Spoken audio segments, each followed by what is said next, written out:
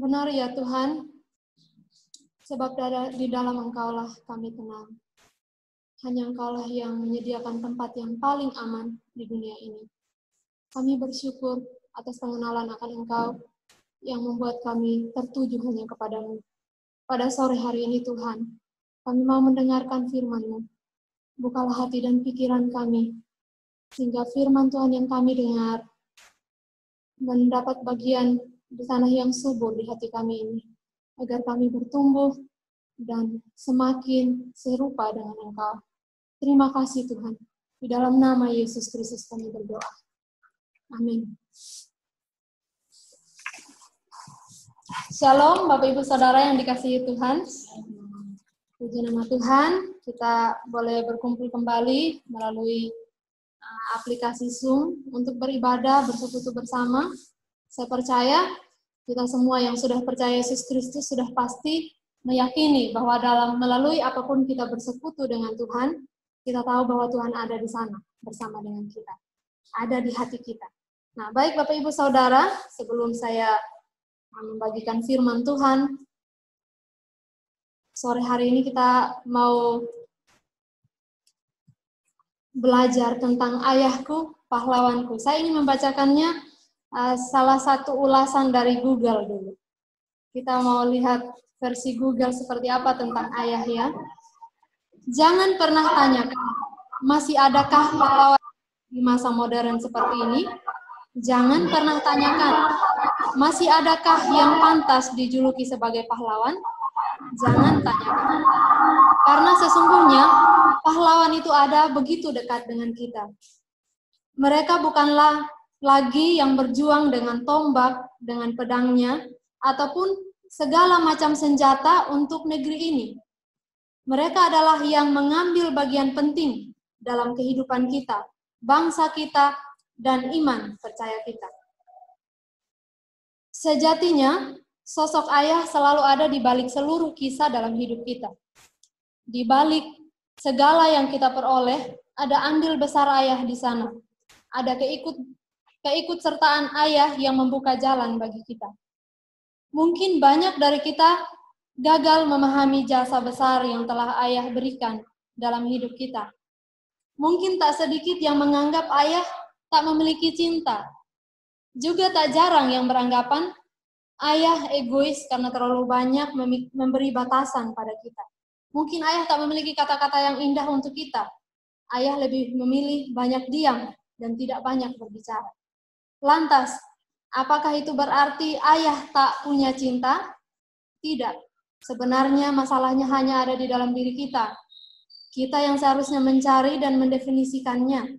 Dan kita tetap harus percaya, ayah punya cara sendiri dalam mencintai kita. Ya. Mari kita buka Alkitab kita, Bapak Ibu Saudara, di Lukas yang ke-15, ayat 11 sampai 32. Kita akan belajar tentang ayahku, pahlawanku dalam Alkitab kita yang menjadi contoh yang pasti, yang relevan hingga hari ini tentang bagaimana kita harus melihat anak-anak.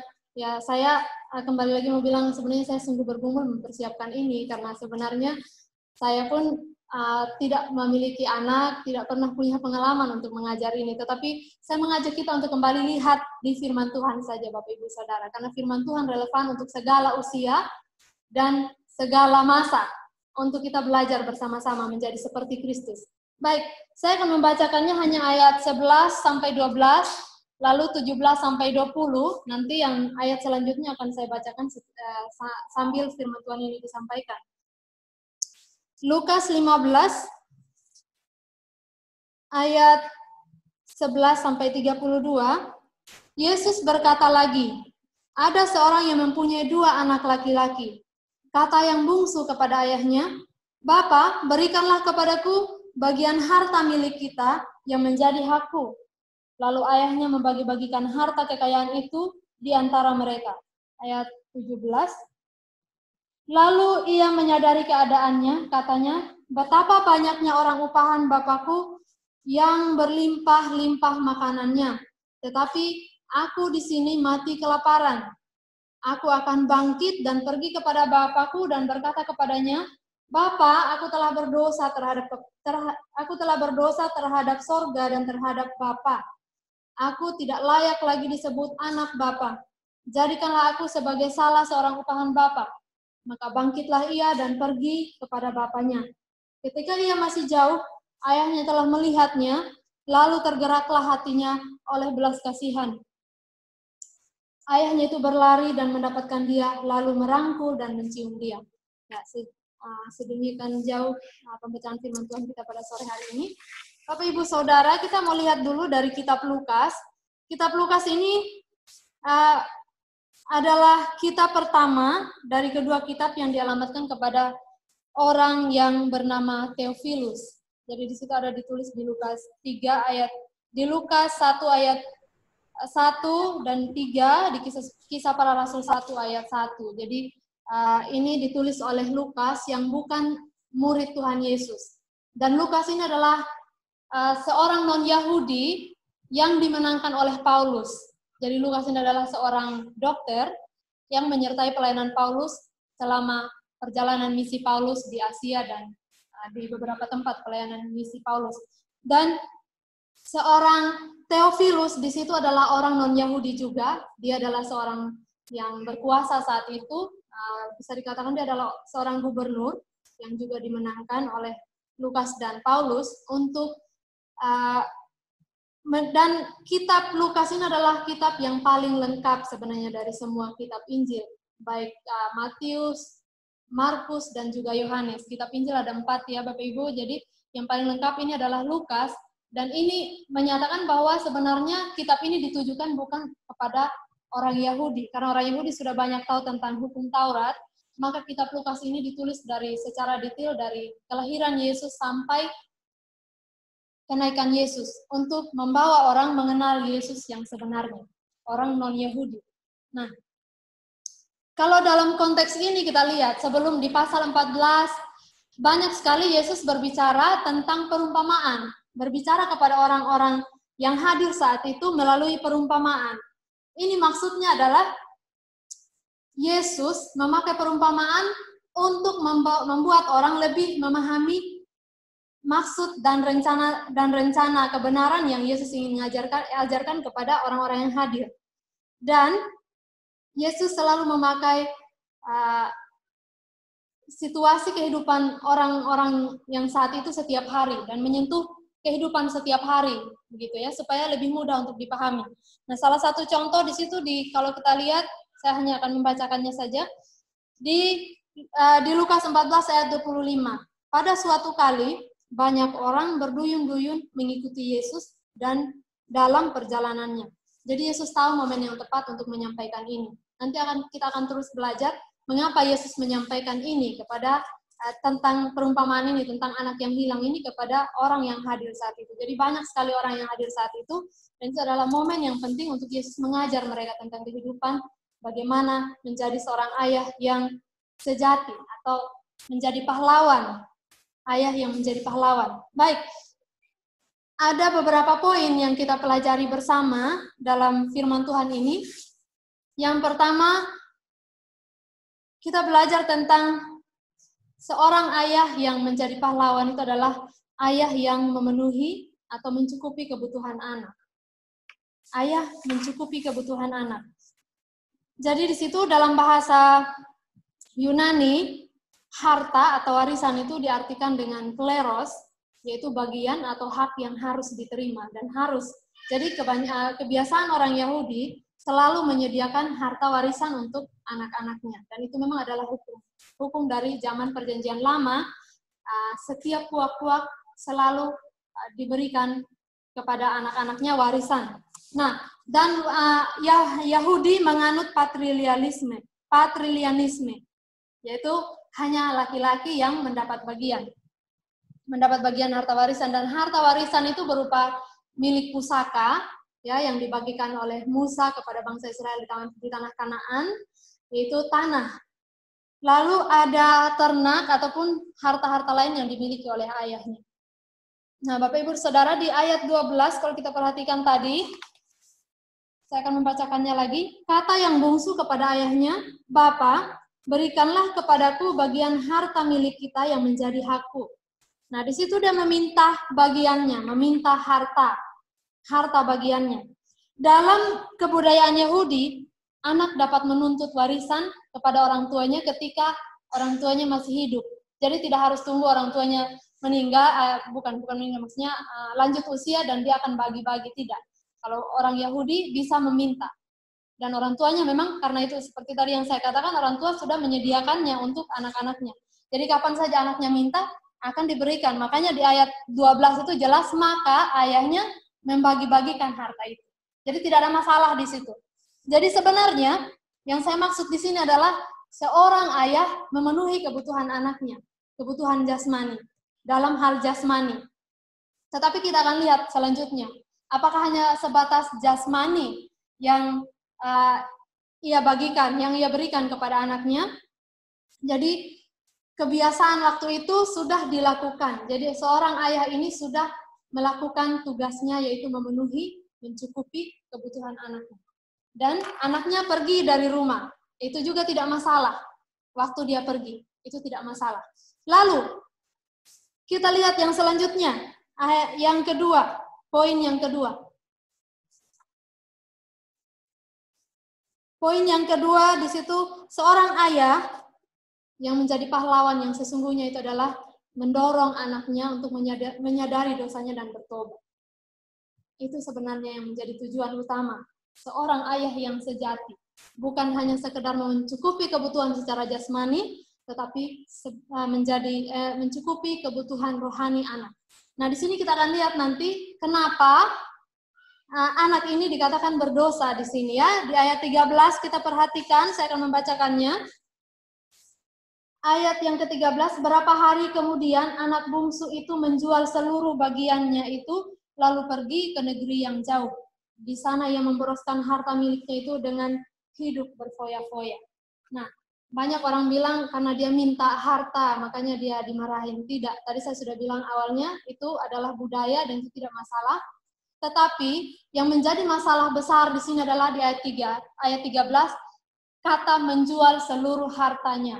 Menjual seluruh bagiannya itu. Jadi termasuk tanah pusaka itu dijual. Sebenarnya hukum Israel, ya, waktu Musa membagikan milik pusaka kepada 11 suku Israel, kecuali suku Lewi ya, Tuhan sudah berfirman kepada mereka bahwa di Imamat 25-23 di sana berkata, tanah jangan dijual mutlak, karena akulah pemilik tanah itu. Sedang kamu adalah orang asing dan pendatang bagiku. Jadi Tuhan sudah jelas berkata bahwa tanah jangan dijual. Tetapi di situ di ayat 13 jelas dia katakan menjual seluruh bagiannya itu. Jadi anak laki-laki, anak bungsu ini menjual semuanya dan pergi. Sebenarnya bisa dijual tapi harus dijaminkan. Dijaminkan atau digadai seperti itu. Jadi dia tidak melakukan itu, di situ tidak ada penjelasan.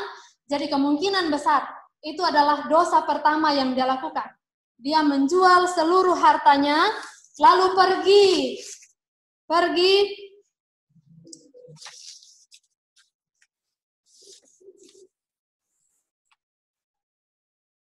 ya. Kalau pada zaman Yesus sebenarnya rupanya pada zaman itu sebenarnya banyak anak muda kaya yang datang ke Roma dan ke Antioquia untuk berfoya-foya. Jadi sebenarnya yang dimaksud tadi pertama waktu papanya kasih harta itu dan dia pergi dari rumah, sebenarnya bukan pergi suka-suka sebenarnya maksudnya. Pergi untuk mencari kesuksesan harusnya ya. Tapi yang dilakukan bukan seperti itu, tapi pergi berfoya-foya. Yesus tahu situasi itu. Makanya Yesus berbicara seperti tadi yang saya katakan di Lukas 14 ayat 25, ada banyak orang berduyun-duyun datang. Jadi waktu itu pasti anak-anak muda kaya yang datang berfoya-foya ada di situ. Makanya Yesus sampaikan perumpamaan ini supaya mereka mengerti dan mereka sadar akan perbuatannya. Jadi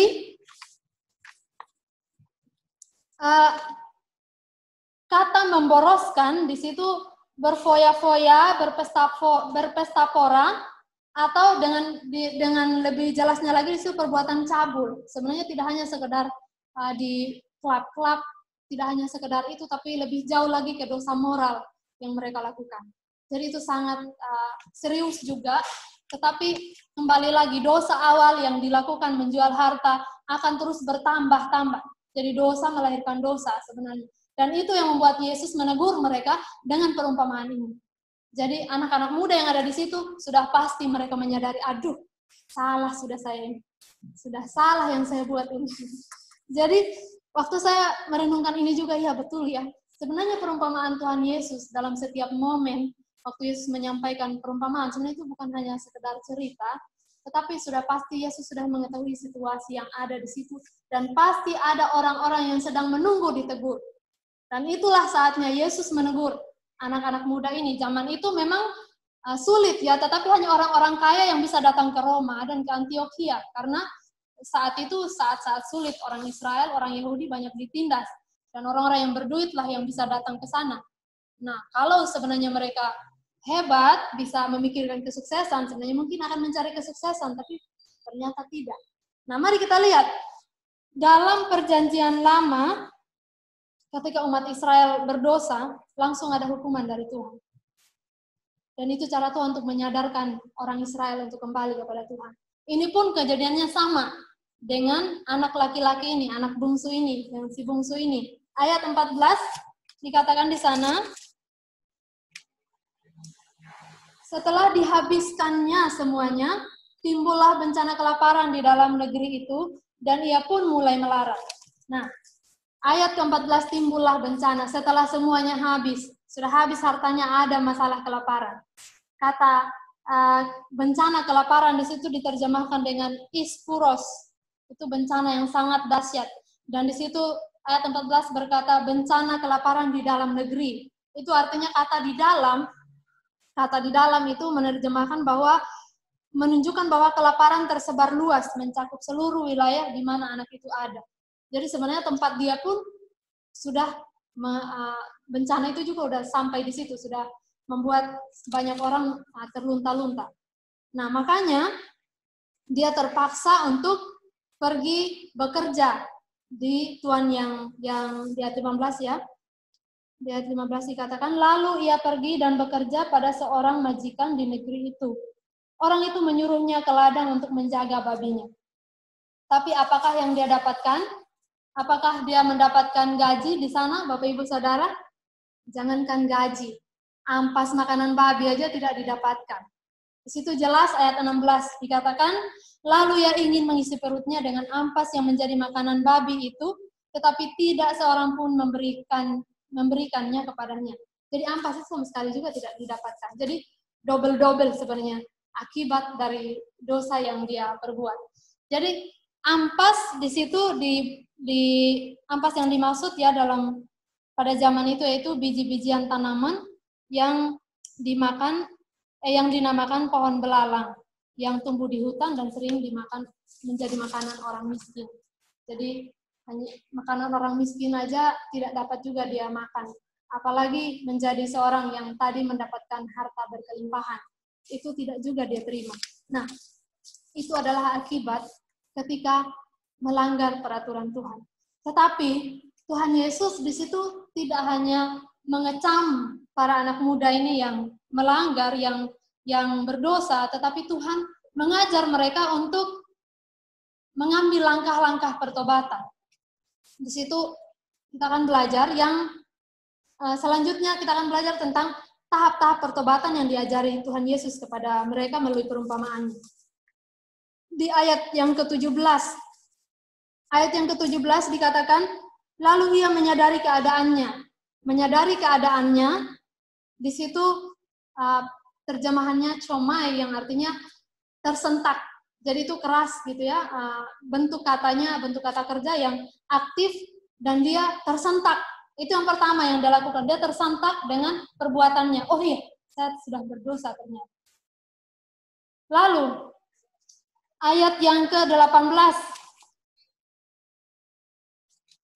Aku akan bangkit dan pergi kepada Bapakku dan berkata kepadanya, Bapa, aku telah berdosa terhadap sorga dan terhadap Bapa.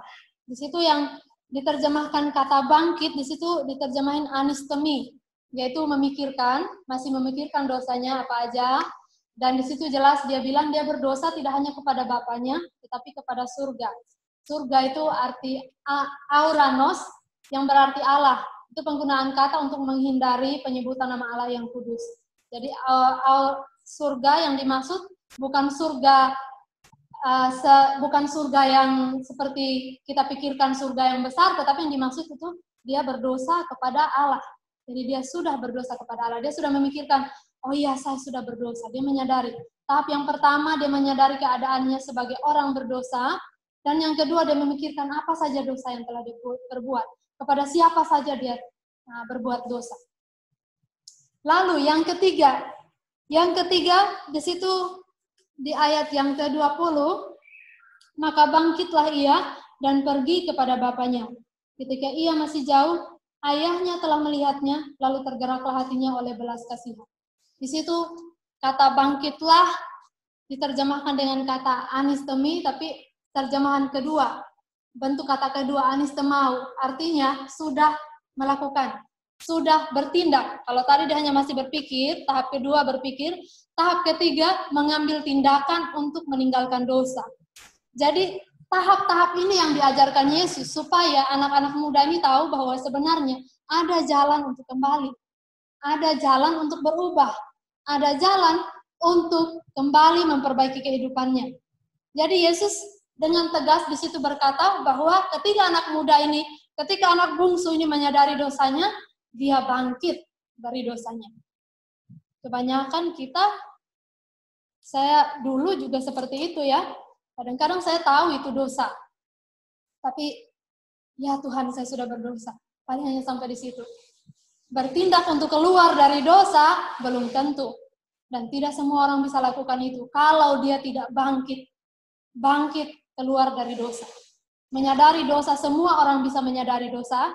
Tetapi bangkit keluar dari dosa, hanya kalau dia mau punya niat yang sungguh-sungguh untuk keluar dari dosa dan mencari bantuan. Dan di sini dia bangkit, bukan dia bangkit sendiri, dia bangkit dan pergi kepada bapaknya. Maksudnya adalah dia bangkit dari dosanya dan pergi, meninggalkan dosa, pergi mencari pertolongan. Kalau dosa kita tidak bisa ditolong oleh diri kita sendiri, maka kita harus mencari pertolongan. Cari pertolongan melalui hamba Tuhan, melalui sahabat. Kadang-kadang dosa itu tidak bisa kita tinggalkan karena kita tutup rapat. Karena kita pikir Tuhan sudah tahu kok saya berdosa, saya sudah minta ampun sama Tuhan. Tapi apa yang terjadi? Kembali lagi buat. Saya pernah punya pengalaman yang seperti itu. Saya pernah punya teman yang punya kesaksian seperti itu. Punya dosa yang selama ini dia tahu dia berdosa. Setelah dia buat dosa itu, dia menyesali diri dan berkata, Tuhan saya sudah berdosa, ampuni saya. Tapi berikutnya lagi, besoknya lagi, buat lagi hal yang sama. Dan itu bukan dosa yang biasa ya. Sama seperti tadi itu. Dosa asotos. Sama seperti itu. Itu sangat kuat. Makanya di Kidung Agung dikatakan kuat seperti maut. Dosa itu kuat. Kalau tidak dibongkar. Dan hanya cukup sadar seperti anak muda ini yang poin yang kedua, maka tetap hanya sampai di situ, tidak akan bangkit keluar. Lalu itu yang dilakukan oleh anak muda ini, oleh si bungsu ini, dia bangkit dan pergi dari dosa itu.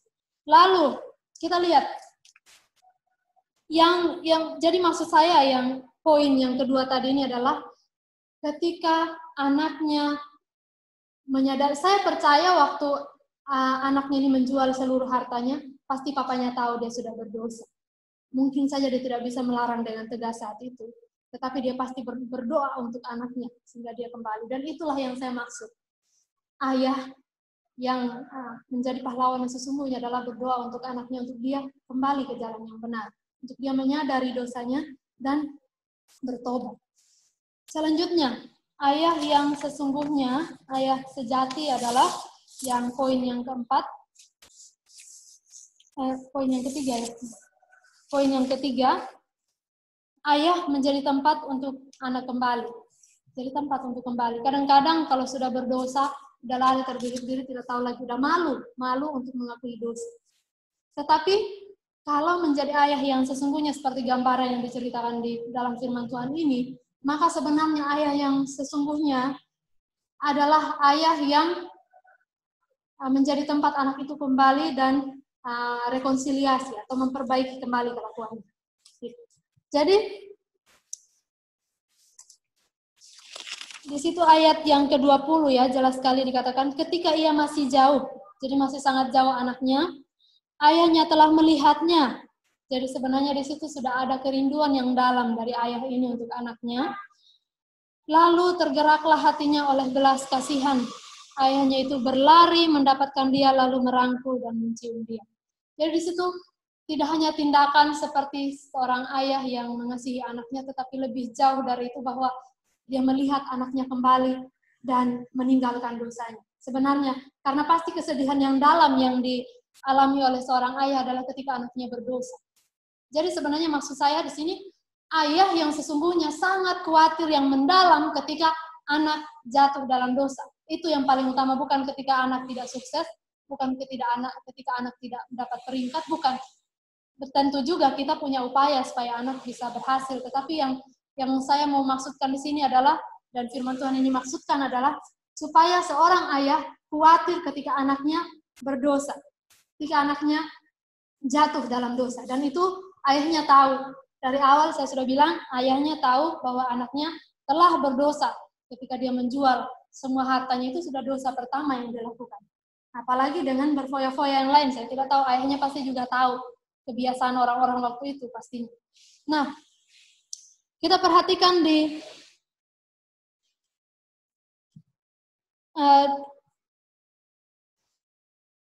ayat yang ke-19 ya, ketika anak katakan, jadikanlah aku seorang upahan. Permohonan itu menunjukkan suatu perubahan sikap secara total untuk bagi anak ini ya.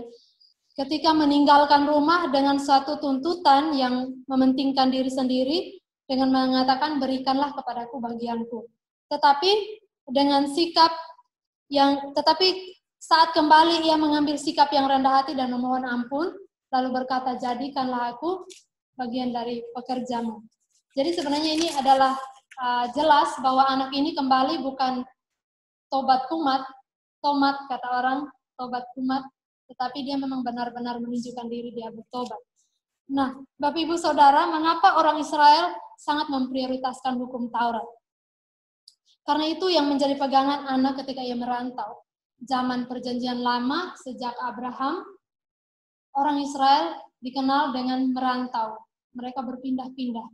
Dan dengan hukum Taurat inilah mereka terus punya hubungan dengan Tuhan. Dan orang Israel sejak kecil sudah mengharuskan anaknya untuk menghafal hukum Taurat. Kitab Taurat itu Kejadian, Keluaran, Imamat, Bilangan, Ulangan. Sudah kalau agama sebelah katakan khatam Quran. Sebenarnya sudah begitu. Dan sejak umur 6 tahun, orang Israel sudah punya guru. Anak orang Israel sudah punya guru ahli Taurat.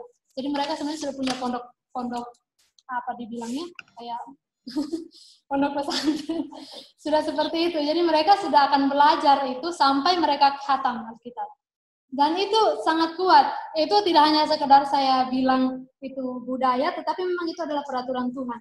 Jelas di Ulangan 11 ayat 18-19 dikatakan di sana, tetapi kamu harus menaruh perkataanku, yaitu maksudnya firman Tuhan atau hukum Taurat, perkataanku ini dalam hatimu, dalam jiwamu, kamu harus mengikatkannya sebagai tanda pada tanganmu, dan haruslah itu menjadi lambang di dahimu.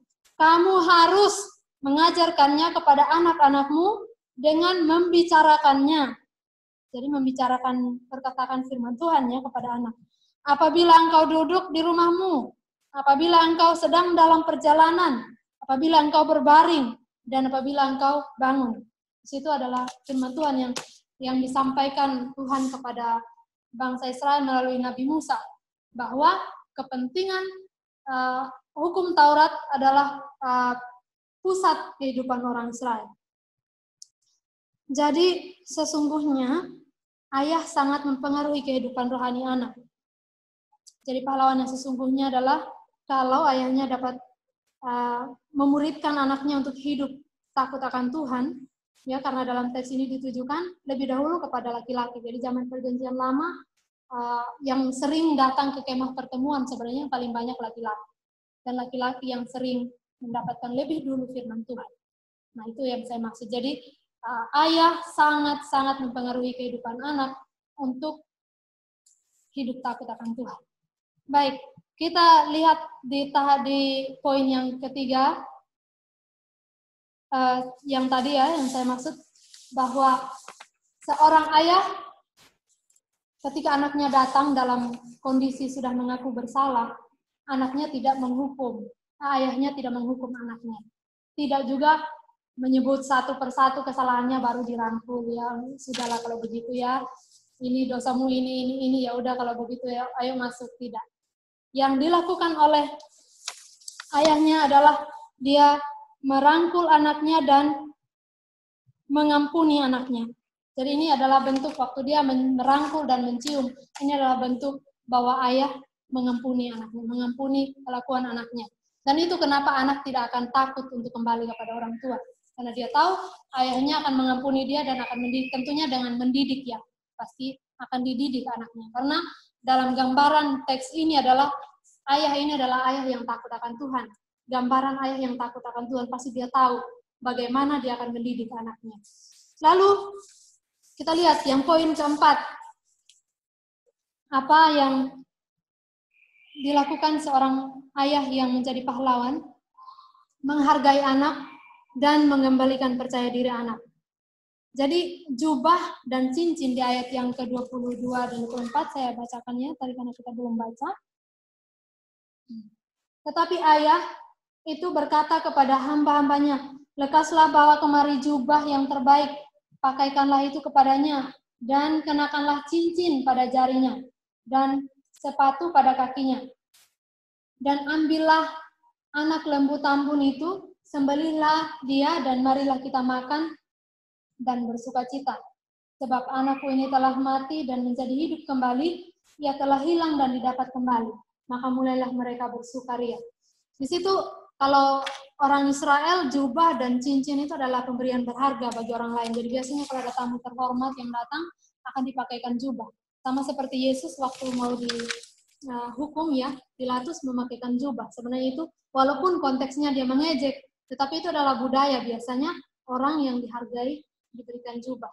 Nah itu orang tuanya ini tidak menghakimi tetapi memberikan jubah.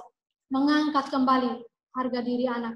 Memberikan penghargaan kembali kepada anak yang telah berdosa ini. Lalu dia memberikan cincin. Memberikan cincin itu sebenarnya dia mendeklarasikan bahwa ayah ini tidak menganggap dia sebagai pekerja upahan, tetapi menganggap dia memang sebagai anak. Jadi dia tanda bahwa sebagai ayah dia tetap menganggap anaknya ini adalah anaknya, bukan sebagai upahan seperti permintaan anaknya. Dan di situ juga dikatakan lembu tambun. Lembu tambun biasanya disiapkan untuk peristiwa pesta khusus atau pesta besar. Jadi kalau pesta-pesta besar pasti akan memakai lembu tambun kan, atau sapi besar. Dan itu yang dilakukan oleh ayahnya. Dia mendeklarasikan tidak hanya kepada dirinya sendiri, tidak hanya kepada seisi rumah itu, tetapi kepada semua orang yang diundang bahwa anak ini telah mati dari dosanya dan kembali bangkit untuk hidup benar. Kira-kira seperti itu yang digambarkan di dalam konteks ini. Jadi Bapak Ibu Saudara, adalah tugas seorang ayah yang takut akan Tuhan untuk menolong anaknya kembali, merasa berharga dan percaya diri untuk menjalani hidupnya. Karena kadang-kadang kalau sudah merasa bersalah akan takut untuk mencoba, takut untuk buat sesuatu, takut untuk melangkah ke depan, takut untuk merencanakan hidup lagi. Karena sebenarnya kebiasaan orang Israel merantau itu juga itu adalah kebiasaan. Jadi bisa jadi anak ini akan takut untuk merantau lagi kalau ayahnya tidak bertindak di waktu yang tepat untuk mengembalikan percaya diri anak, untuk menghargai anak. Dan ingat, dia bukan tobat rumah, dia benar-benar bertobat. Dan itu yang kita harus pastikan sebagai orang tua. Untuk memastikan anak kita benar-benar bertobat dan kembali mengasihi Tuhan, hidup takut akan Tuhan. Nah, sekarang kita perhatikan tentang anak sulung ini. Banyak yang bilang jiwa terhilang di gereja. Jadi sepertinya mau dibilang begini, jemaat yang rajin tapi sebenarnya dia terhilang. Justru cari yang lain gitu. Tapi tidak, sebenarnya di sini yang dimaksud, dia hanya ingin menggambarkan anak yang sulung itu, saya akan bacakan ya. Tetapi anaknya yang sulung berada di ladang, dan ketika ia pulang dan dekat ke rumah, ia mendengar bunyi seruling dan tari-tarian. Lalu ia memanggil salah seorang hamba dan bertanya kepadanya, apa arti semuanya itu? Jawab hamba itu, adikmu telah kembali dan ayahmu telah menyembelih anak lembu tambun, karena ia mendapatkannya kembali dengan sehat. Maka marahlah anak sulung itu dan ia tidak mau masuk. Lalu ayahnya keluar dan berbicara dengan dia. Tetapi ia menjawab ayahnya, katanya, telah bertahun-tahun aku melayani Bapa dan belum pernah aku melanggar perintah Bapa. Tetapi kepadaku belum pernah Bapa memberikan seekor anak kambing untuk bersukacita dengan sahabat-sahabatku. Tetapi baru saja anak Bapa yang telah memboroskan harta kekayaan Bapa bersama-sama dengan pelacur-pelacur, maka Bapa menyembelih anak lembu tambun itu untuk dia. Nah, di situ sebenarnya waktu anak ini bilang hanya seekor kambing saja Bapak tidak kasih sama saya. Itu sebenarnya untuk sindiran bahwa anak yang menurut pikiran anak sulung ini dia jahat, dapat yang lebih banyak. Tetapi dia hanya kambing saja, tidak juga diperhatikan oleh bapaknya. Tetapi kembali lagi ya, sebenarnya orang Israel, anak yang sulung itu mendapat 2 kali lipat harta sebenarnya. Jadi dalam setiap keluarga, anak laki-laki yang sulung mendapat 2 kali lipat harta warisan dari orang tuanya. Dan itu sebenarnya bisa dibilang anak sulung ini tidak dirugikan dari perbuatan adiknya. Jadi harta bagian dia tidak akan disentuh oleh ayahnya. Jadi sebenarnya di situ hanyalah sifat keegoisan kakaknya, sifat iri hati, sifat tidak peduli dengan adiknya yang terhilang, dan kita pastikan di situ dia tidak sehati dengan papanya. Hati bapaknya begitu berbelas kasihan kepada anaknya yang terhilang ini dalam dosa ini, tetapi abangnya ini tidak memikirkan ke situ, tidak pikir sampai di situ. Nah, jadi kemarahan kakak ini tidak beralasan sebenarnya, karena harta dia masih tetap utuh pastinya. Kalaupun dia mau mengambil, ada haknya bisa mengambil, karena dia sudah mendapatkan harta itu. Tetapi dia masih protes kepada papanya ketika papanya bersukaria karena adiknya kembali. Dan itu ya. Jadi ayahnya, maka di ayat 31 sampai 32 ayahnya berkata begini, anakku, engkau selalu bersama-sama dengan aku dan segala kepunyaanku adalah kepunyaanmu. Kita patut bersukacita dan bergembira karena adikmu telah mati dan menjadi hidup kembali. Dia telah hilang dan mendapatkan kembali. Itu jelas. Papanya bilang, kamu sudah semuanya ada kok. Kenapa kamu marah? Tidak patut kamu marah. Jadi maksud ayahnya ingin mengajar anaknya yang sulung ini supaya mengerti bahwa ketika salah satu anggota keluarga berdosa, jatuh dalam dosa, kita harus bersama-sama untuk mengangkat anak ini, mengangkat anggota keluarga ini untuk kembali hidup benar. Itu sebenarnya yang ayahnya mau ajarkan kepada anaknya. Jadi bagaimana dengan kita Bapak Ibu Saudara? Apakah kita ada di posisi yang anak bungsu atau anak yang sulung? Kalau anak yang bungsu, kita akan mengambil tindakan untuk kembali dan meninggalkan dosa. Tetapi kalau anak yang sulung, dia egois, tidak memikirkan keselamatan orang lain. Padahal sesungguhnya setiap hari banyak jiwa yang pergi tanpa Yesus, tanpa kita tahu. Dan itu adalah tugas kita sebagai orang yang percaya, yang mengaku Yesus Kristus adalah Tuhan, untuk membawa mereka datang kepada Kristus. Jadi Bapak Ibu Saudara, terima kasih Bu. Ini adalah gambaran ayah yang sesungguhnya, ayah yang berpatokan kepada ajaran Yesus, Dan Yesus ingin kita semua melakukannya. Seperti tadi saya katakan bahwa ini tidak hanya untuk para ayah, walaupun kita memperingati bulan ini adalah Hari Ayah, tetapi ibu juga punya andil untuk membawa anak, anggota keluarga semua datang kepada Kristus. Jadi kesimpulan kita pada hari ini adalah seorang ayah dikatakan pahlawan jika ia memakai firman Tuhan sebagai standar hidupnya. Seorang ayah dikatakan pahlawan jika ia membawa anaknya bertobat dan kembali kepada Kristus dan menjadikan Kristus sebagai Tuhan dan Juru Selamat pribadi anaknya. Saya mengerti, tidak semua sempurna. Tidak semua orang ayah di dunia ini bahkan peran sebagai orang tua sempurna melakukannya. Mintalah Tuhan. Caranya adalah mintalah Tuhan menolong kita. Firman Tuhan hari ini tidak hanya berbicara kepada ayah, sekali lagi, tapi relevan untuk semua orang percaya. Kalau kita mengaku percaya kepada Yesus Kristus, maka firman Tuhan ini pun berbicara kepada kita. Karena kita pasti akan mengalaminya nanti. Ini pun saya secara pribadi belajar. Kalau nanti Tuhan mempercayakan keluarga, saya pun akan berusaha melakukan ini. Dan meminta pertolongan Tuhan. Dan biarlah Yesus Kristus yang menjadi pahlawan sejati itu, yang menjadi teladan kita. Untuk hidup di dalam kebenaran. Memastikan seluruh anggota keluarga kita hidup dalam kebenaran. Nah, saya ingin membacakan satu statement yang anonim, namun ini sangat penting untuk kita renungkan bersama-sama. Investasi terbaik kita untuk anak cucu kita bukan terletak pada harta yang berlimpah. Ketika kita menginvestasikan seluruh harta kita untuk anak kita, bukan hanya di situ, tetapi yang lebih penting dari itu adalah mengajar anak untuk hidup takut akan Tuhan. Biarlah firman Tuhan ini memberkati kita. Saya minta kesediaan Pak Gembala untuk mendoakan firman Tuhan besar hari.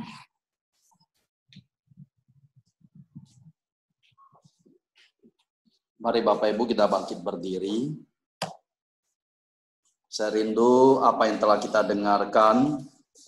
Mari kita menjadi anak, kita boleh membanggakan orang tua kita. Kita yang menjadi orang tua, marilah kita boleh mendidik anak dalam takut akan Tuhan. Mari kita boleh merenungkan firman Tuhan yang baru kita dengar, dan biarlah kasih Allah tetap ada di dalam diri kita ketika kita sebagai anak maupun sebagai ayah. Mari sama-sama kita berdoa. Bapa Surgawi, kami bersyukur kepada Engkau Tuhan, di tengah-tengah kehidupan kami Tuhan di dunia ini, firman-Mu terus menjadi pedoman bagi kehidupan kami. Ketika kami sebagai anak, Engkau membimbing kami untuk menghormati orang tua. Ketika kami sebagai orang tua, Engkau memandu kami untuk menyayangi dan mengasihi anak. Tuhan, kami bersyukur ketika kami merayakan hari anak maupun hari ayah, biarlah firman-Mu terus 1 bulan ini mengingatkan kami, dan kami boleh berlaku sebagai seorang anak maupun seorang ayah yang diperkenan oleh Engkau. Terima kasih Bapa Surgawi untuk firman-Mu yang boleh mengingatkan kami, bahwa kami sebagai anak, kami harus benar-benar hidup di dalam Engkau. Ketika kami keluar jalur, kami bertobat kepada Engkau. Tuhan, ajar kami tidak seperti si sulung yang selalu ngiri ya Tuhan, karena ada yang bertobat.